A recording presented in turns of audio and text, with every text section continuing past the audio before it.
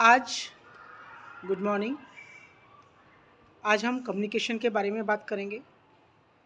Communication क्या होता है?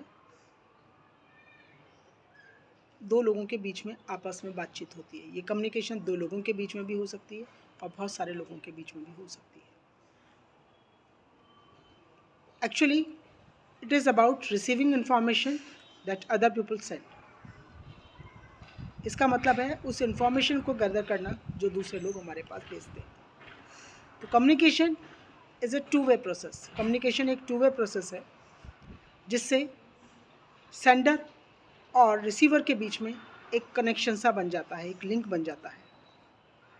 और ये प्रोसेस तभी कंप्लीट होता है जब सेंडर और रिसीवर मैसेज को रिसीव कर लेते हैं और वो उनके पास वही एक्चुअल मैसेज जाता है जो कहने वाला कहने के लिए जा रहा है। कम्युनिकेशन स्किल में दो चीज़ें मेन हैं, स्पीकिंग स्किल्स और लिसनिंग स्किल। पहले तो सामने वाला जो कह पाए ठीक से और दूसरा सुन पाए। इसके साथ तीसरी एक चीज़ है नॉन वर्बल कम्युनिकेशन, बिना शब्दों के ही बातचीत को कहना, या जिसको कह सकते हैं बॉडी लैंग्वेज। तो आज हम लिसनिंग और स्पीकिंग की बात करेंगे।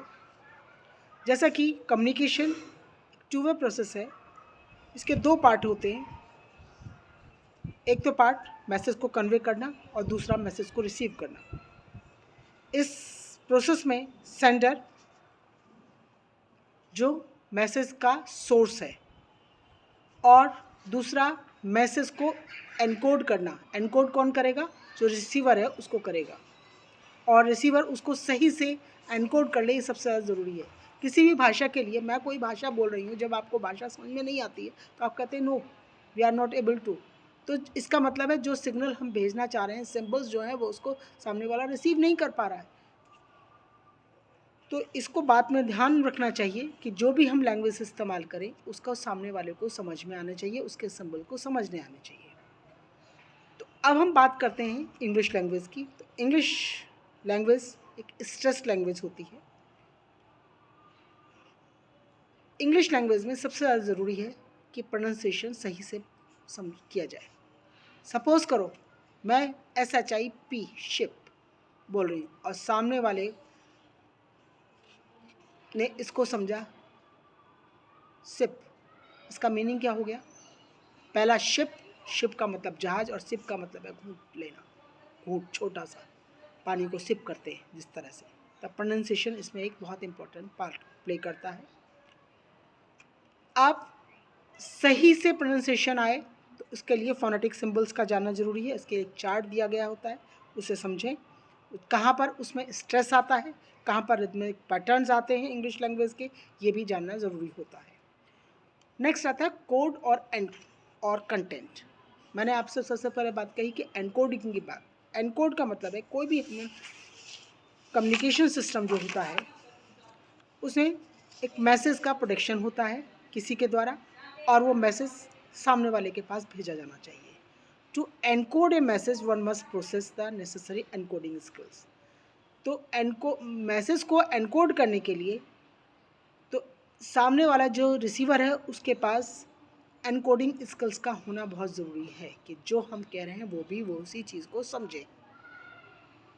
तो लैंग्वेजेस भी एक तरह के कोड्स हैं। कोड क्या होते हैं?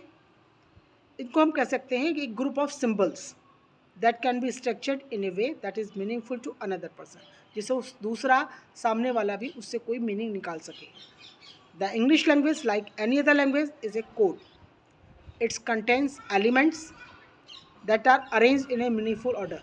तो मीनिंगफुल ऑर्डर में उनको सिम्बल्स को या एलिमेंट्स को सही से अरेंज करना भी हमारा काम होता है। And A set of procedures for combining these elements meaningfully. तो इनको जो हम मीनिंगफुली जो अरेंज करते हैं उसको कहते हैं syntax. Next, that is a message content which is selected by the source to express its purpose.